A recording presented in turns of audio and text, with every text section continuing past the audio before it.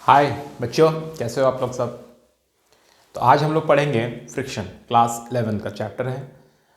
हालांकि Newton's laws of motion और friction एक ही में आता है, बट हम लोगों ने इसको बाइफरकेट कर लिया। न्यूटन्स लॉज ऑफ मोशन हम लोगों ने पढ़ लिया, हम लोग पढ़ेंगे फ्रिक्शन।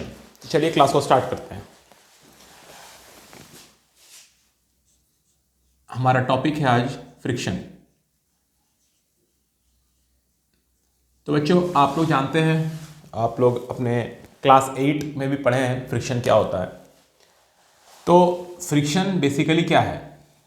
फ्रिक्शन का बेसिकली हम लोग यही जानते हैं, it is an opposing force. It is an opposing force, मतलब जो अपोज करता है। अब जब आप बोलते हैं कि it is an opposing force, जो कि अपोज करता है, तो सवाल आता है कि किस चीज को अपोज करता है और कब अपोज करता है। तो सेकंड हमारा जो इसके बारे में जानकारी है, it opposes relative motion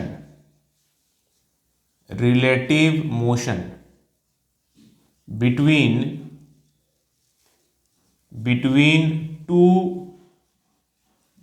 contact surfaces। ठीक है, तो जो दो सरफेसेस कांटेक्ट में है उनके बीच के, यहां पे एक बहुत ही इंपॉर्टेंट वर्ड है जो आपको ध्यान देना है कि वो मोशन को अपोज नहीं करता है बच्चों, वो रिलेटिव मोशन को अपोज करता है। ठीक है, इसके बारे में हम लोग आगे जानेंगे कि रिलेटिव मोशन का मतलब क्या होता है। ठीक है, चलिए अब हम लोग एक और चीज जान लेते हैं। It is electromagnetic in nature. Electromagnetic in nature, इसका जो नेचर है फोर्स का, वो इलेक्ट्रोमैग्नेटिक नेचर का होता है। ये आपको ध्यान रखना है। ठीक है, तो friction is an opposing force which opposes the relative motion between two contact surfaces. And one more thing, it is a contact force. ये भी आपको ध्यान में रखना है, क्योंकि फ्रिक्शन तभी लगेगा जब दो सरफेसेस के बीच में कांटेक्ट रहेगा। So it is a contact force also, ये ध्यान में रखना है।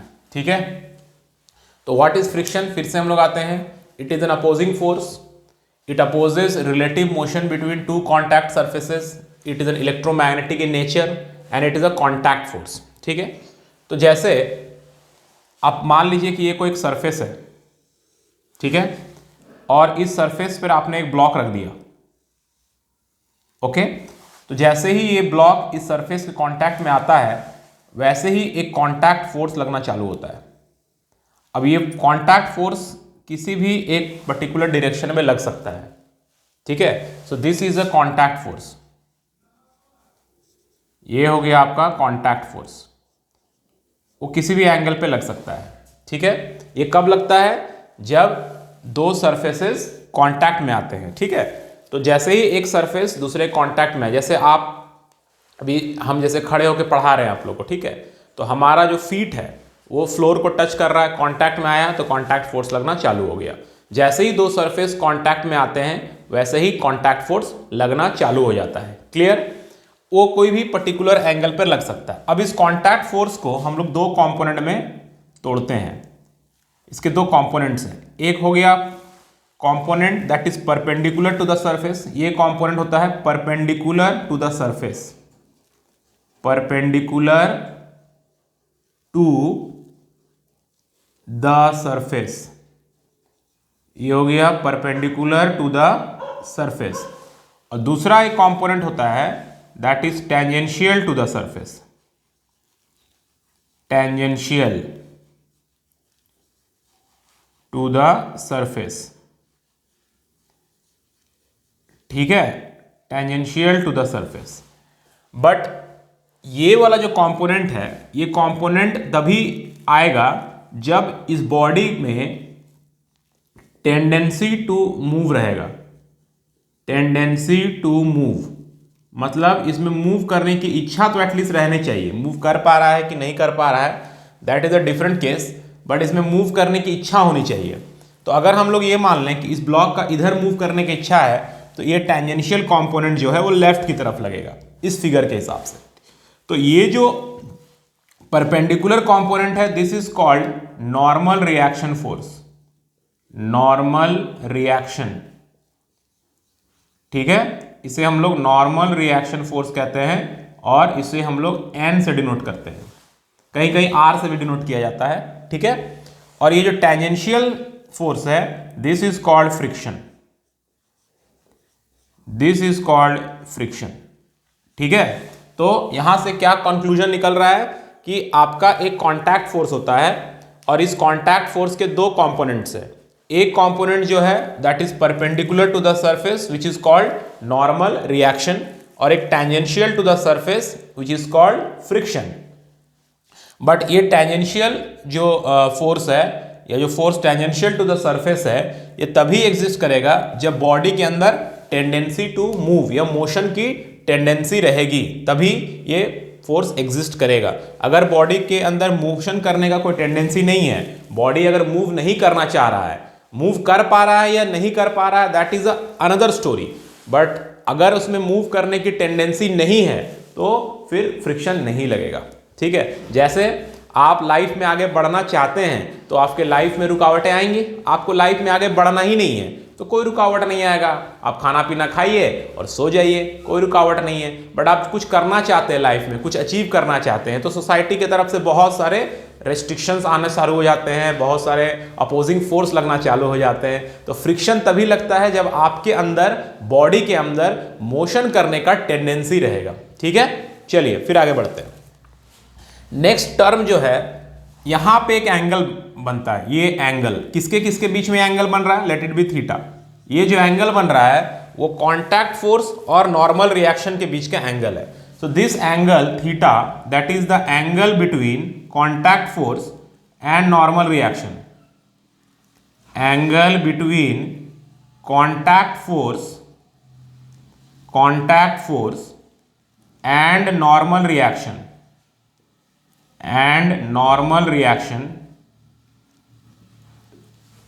is called angle of friction, is called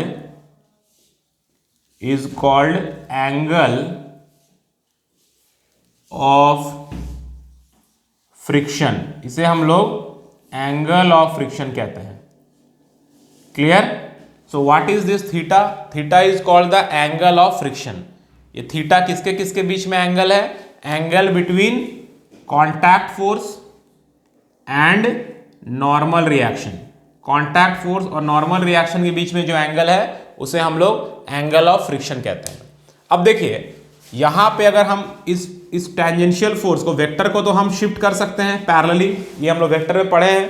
तो इस वेक्टर को अगर हम यहां शिफ्ट कर दें पैरेलली, इसको अगर यहां शिफ्ट करके ले आ रहे हैं, ठीक है, तो ये हमारा फ्रिक्शन हो जाएगा। फ्रिक्शन को हम लोग generally F, small F letter से डिनोट करते हैं।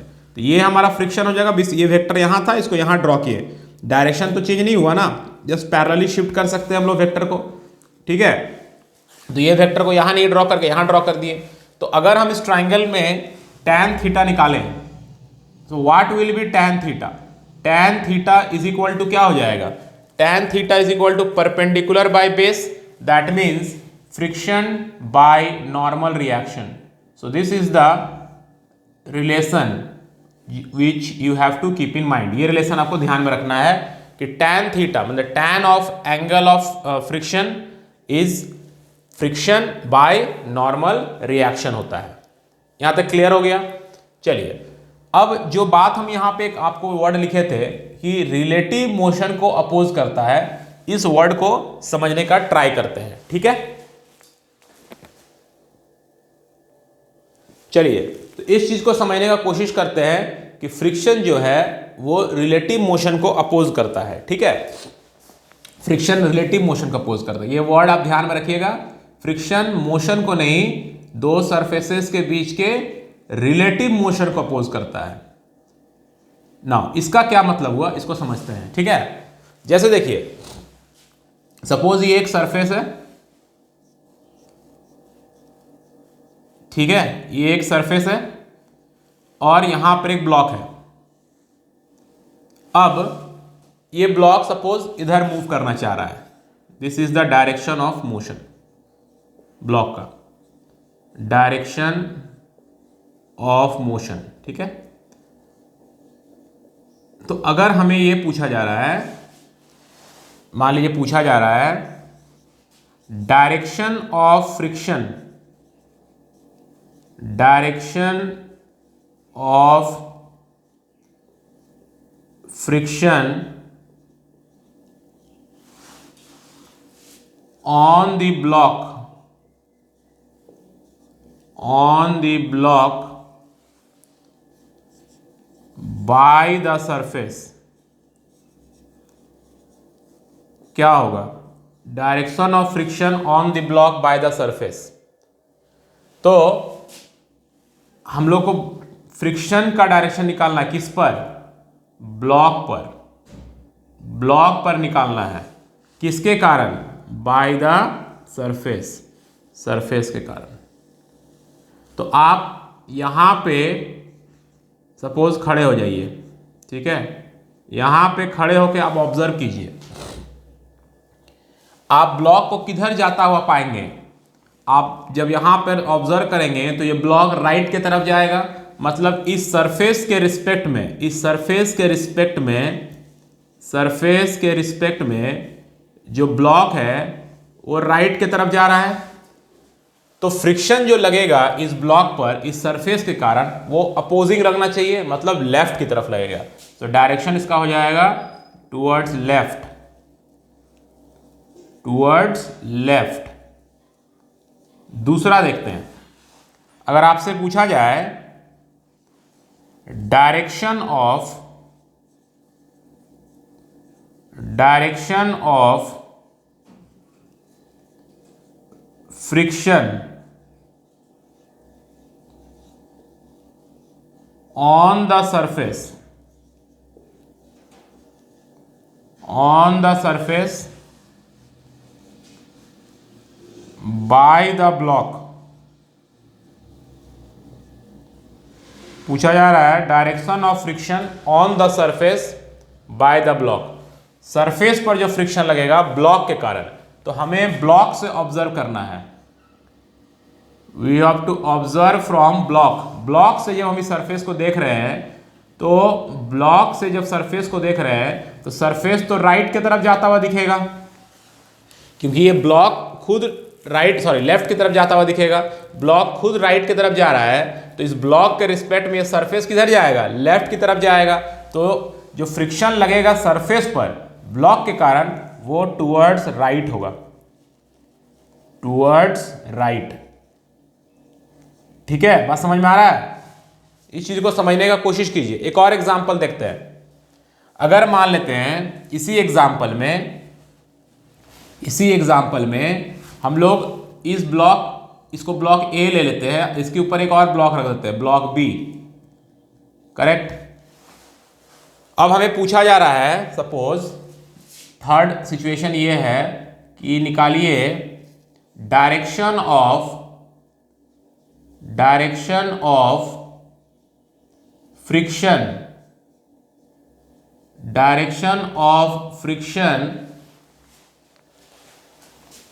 On block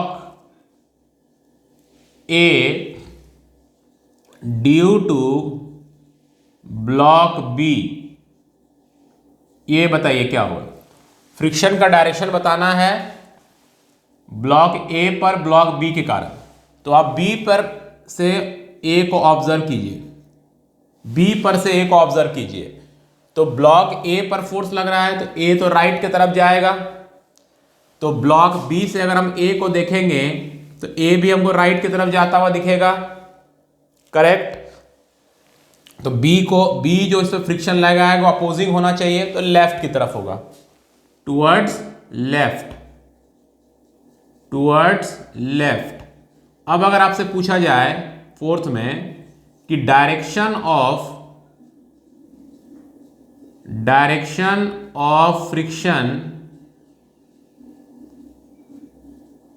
on block B due to block B पर जो फ्रिक्शन लग रहा है ए के कारण, बी पे ए के कारण, तो हमको ए से ऑब्जर्व करना है, ए से बी को ऑब्जर्व करेंगे तो ए में फोर्स लग रहा है मान लेते हैं, या ए आगे की तरफ मूव कर रहा है, तो ए से जब बी को देखेंगे तो बी तो लेफ्ट की तरफ जाता हुआ दिखेगा, तो बी को लेफ्ट की तरफ जाने नहीं देना है ए के रिस्पेक्ट में, तो फ्रिक्शन जो है वो टुवर्ड्स राइट लगेगा।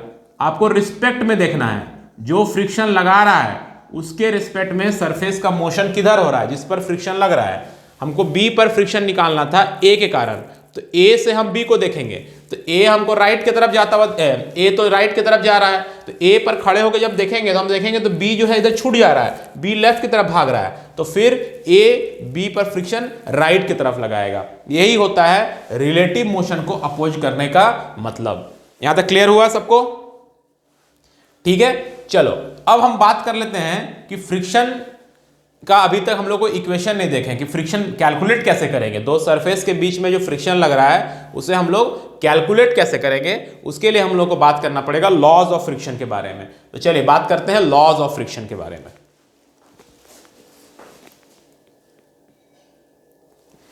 चलिए हम लोग बात करेंगे लॉज ऑफ फ्रिक्शन के बारे में, बट फ्रिक्शन के लॉज को जानने से पहले एक और चीज हम लोग को जान लेना पड़ेगा, that is the types of friction. Friction के टाइप्स क्या क्या होते हैं, ठीक है? तो फ्रिक्शन जो है उसके बेसिकली टाइप्स क्या क्या है। एक है स्टैटिक फ्रिक्शन, एक होता है स्टैटिक फ्रिक्शन, दूसरा है लिमिटिंग फ्रिक्शन,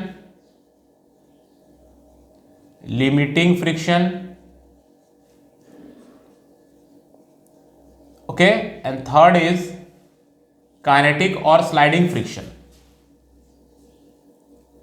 काइनेटिक और स्लाइडिंग फ्रिक्शन, करेक्ट। एक और होता है बट वो लीनियर नहीं है, दैट इज रोलिंग फ्रिक्शन। ये सब लीनियर है, लीनियर मोशन के कारण हो रहा है, ये रोलिंग हो रहा है, दिस इज रोलिंग फ्रिक्शन। तो चार तरह के फ्रिक्शन होते हैं, स्टैटिक, लिमिटिंग, काइनेटिक और स्लाइडिंग या रोलिंग। तो इसका मतलब क्या हुआ, देखिए जैसे मान लीजिए कि एक भारी यहाँ पर बॉक्स है, ठीक है।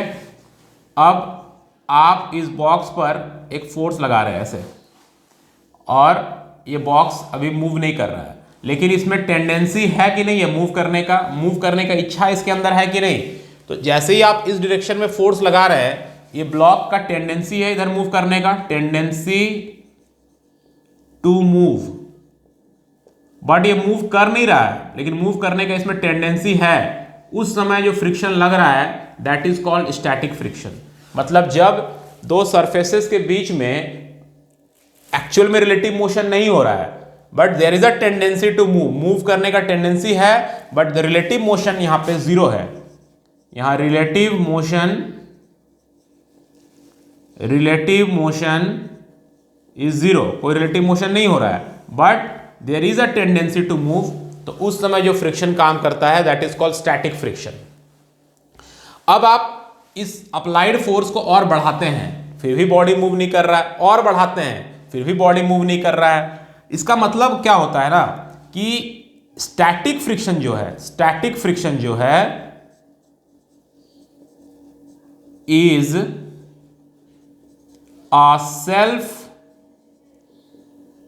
एडजस्टिंग फोर्स होता है। मतलब आप जैसे जैसे अप्लाइड फोर्स को बढ़ाते जाएंगे, अप्लाइड फोर्स के मैग्नीट्यूड को बढ़ाते जाएंगे, स्टैटिक फ्रिक्शन भी इंक्रीज होते चला जाएगा। बट इसका इंक्रीज होने का एक मैक्सिमम लिमिट होता है। जैसे मैंने आपको कहा, लाइफ में आप आगे बढ़ना चाहते हैं, बहुत सारा ऑब्स्ट्रक्शन आएगा आपके लाइफ में, बहुत सारा रुकावट आएगी आपकी ज़िंदगी में, बट अगर आप जिस चीज़ को अचीव करना चाहते हैं, उस चीज़ को अचीव करने का पैशन, लगन, मेहनत अगर आपका बहुत ज़्यादा है, तो फिर क्या होगा, धीरे धीरे वो सारी रुकावटें हट जाती है और आप आगे मूव करने लगते हैं, क्योंकि रुकावटों का एक लिमिट होता है। तो वो जो लिमिट है, मैक्सिमम लिमिट जो होता है स्टैटिक फ्रिक्शन का, that is called limiting friction. जो मैक्सिमम वैल्यू होता है स्टैटिक फ्रिक्शन का, दो सरफेस के बीच में स्टैटिक फ्रिक्शन का एक मैक्सिमम वैल्यू होता है, उससे ज़्यादा स्टैटिक फ्रिक्शन नहीं लग सकता है। तो वो जो मैक्सिमम लिमिटिंग वैल्यू है उसे हम लोग लिमिटिंग फ्रिक्शन कहते हैं। अब आप थोड़ा सा भी ज्यादा फोर्स लगा देंगे तो बॉडी अब मूव कर लेगा, मतलब अब क्या होगा कि रिलेटिव मोशन जीरो नहीं है, बॉडी अब मूव करने लगा, मतलब एक सरफेस के रिस्पेक्ट में दूसरा सरफेस मोशन में आ गया। तो उस समय हमारा जो फ्रिक्शन काम करता है दैट इज कॉल्ड काइनेटिक और स्लाइडिंग फ्रिक्शन। और जब तक बॉडी मूव करते रहता है ये वैल्यू कांस्टेंट रहता है, ये वैल्यू कांस्टेंट रहता है जब तक बॉडी मूव करते रहता है। It does not depend on the velocity, body के वेलोसिटी पर डिपेंड नहीं करता है, ये कांस्टेंट रहता है, ठीक है। और रोलिंग फ्रिक्शन तो आप समझ ही रहे हैं, जब एक सरफेस दूसरे सरफेस के ऊपर रोल करता है उस समय जो फ्रिक्शन काम करता है that is called rolling friction. तो इसमें से सबसे ज्यादा वैल्यू किसका होता है? सबसे ज्यादा वैल्यू लिमिटिंग फ्रिक्शन का होता है, मैग्नीट्यूड। लिमिटिंग फ्रिक्शन का मैग्नीट्यूड सबसे ज्यादा है, ठीक है। उसके बाद जो है स्टैटिक फ्रिक्शन का है, क्योंकि स्टैटिक का ही मैक्सिमम वैल्यू लिमिटिंग होता है, सो स्टैटिक फ्रिक्शन का है। उसके बाद आपका आता है काइनेटिक फ्रिक्शन या स्लाइडिंग फ्रिक्शन, और सबसे कम वैल्यू होता है रोलिंग फ्रिक्शन का। इसीलिए जो भी हैवी लगेज बैग्स रहता है वहां पे हम लोग चक्का लगाते हैं, व्हील्स लगाते हैं, क्योंकि रोलिंग फ्रिक्शन जब रहेगा तो वहां पे चीजों को सरफेस के ऊपर मोशन कराना आसान हो जाता है, बिकॉज रोलिंग फ्रिक्शन का मैग्नीट्यूड सबसे कम होता है। क्लियर? ये बात क्लियर हुई? This is the types of friction. Laws of friction में क्या कह रहा है? दो ही बेसिक चीज है जो आपको याद रखना है लॉज ऑफ फ्रिक्शन में, ठीक है। एक चीज याद रखना है, पहला कि फ्रिक्शन जो है, first friction is directly proportional to normal reaction. ये पहला स्टेटमेंट है कि फ्रिक्शन जो होता है वो डायरेक्टली किस पे प्रोपोर्शनल होता है? Normal reaction. ज्यादा नॉर्मल रिएक्शन मतलब ज्यादा फ्रिक्शन, कम नॉर्मल रिएक्शन मतलब कम friction. And second, it also depends on the nature of the surface. तो इस प्रोपोर्शनल साइन को जब हम लोग हटाते हैं तो एक कांस्टेंट लिखेंगे दैट इज म्यू। ये म्यू को हम लोग बोलते हैं कोफिशिएंट ऑफ फ्रिक्शन। हर एक सरफेस का अलग अलग कोफिशिएंट हो सकता है depending upon the nature of the surface. तो फ्रिक्शन दो बातों पे डिपेंड करता है, एक सरफेस के नेचर पे, कि कोफिशिएंट ऑफ फ्रिक्शन डिपेंड करता है nature of surface, nature of contact surfaces. दोनों सरफेस जो है कॉन्टैक्ट में, उसमें से किसी का एक का भी नेचर अगर बदल जाएगा तो म्यू का वैल्यू बदल जाएगा, और म्यू का वैल्यू अगर बदल जाएगा तो फ्रिक्शन का वैल्यू भी बदल जाएगा। तो फ्रिक्शन दो बातों पे बेसिकली डिपेंड करता है, नॉर्मल रिएक्शन के वैल्यू पर और कोफिशिएंट ऑफ फ्रिक्शन पर। क्लियर? बात समझ में आ गई? और कोफिशिएंट ऑफ फ्रिक्शन किस पे डिपेंड करता है? जो सरफेसेस कांटेक्ट में है उसके नेचर पे डिपेंड करता है। तो ये आपका फ्रिक्शन का फॉर्मूला आ गया, F is equals to mu N. तो इतना पहले पार्ट को आप पढ़िए, और फिर हम लोग देखेंगे कि फ्रिक्शन के जो बेसिक न्यूमेरिकल्स हैं, एक ही फॉर्मूला है, F is equals to mu N. बस आपको यही ध्यान में रखना है कि हमेशा क्या होगा, ये n का जो वैल्यू है वो प्लेस टू प्लेस चेंज करेगा। कहीं पर n इक्वल्स टू mg आएगा, कहीं पर n equals to mg cos theta आएगा, कहीं पर n इज इक्वल टू किसी फोर्स के इक्वल आएगा। आपको इस n पर ध्यान रखना है। एक बार n कैलकुलेट हो जाएगा तो फ्रिक्शन तो वेरी इजीली कैलकुलेट हो जाएगी, ठीक है। तो फिर हम लोग नेक्स्ट वीडियो में बात करेंगे और भी टॉपिक्स के बारे में, एंगल ऑफ फ्रिक्शन के बारे में एक बार और डिस्कस करेंगे, एंगल ऑफ रिपोज के बारे में बात करेंगे, और जो भी न्यूमेरिकल्स है उसको भी डिस्कस करेंगे। Thank you all of you. आप लोग हम लोग चैनल को सब्सक्राइब कर रहे हैं, सब्सक्रिप्शन बढ़ रहा है और व्यू भी बढ़ रहा है। बस इसी तरह हम लोग को सपोर्ट करते रहें, एंड हम लोग इस तरह से आपको कुछ सिखाते रहें और आपसे कुछ सीखते भी रहे। Thanks all of you, bye and see you in the next video.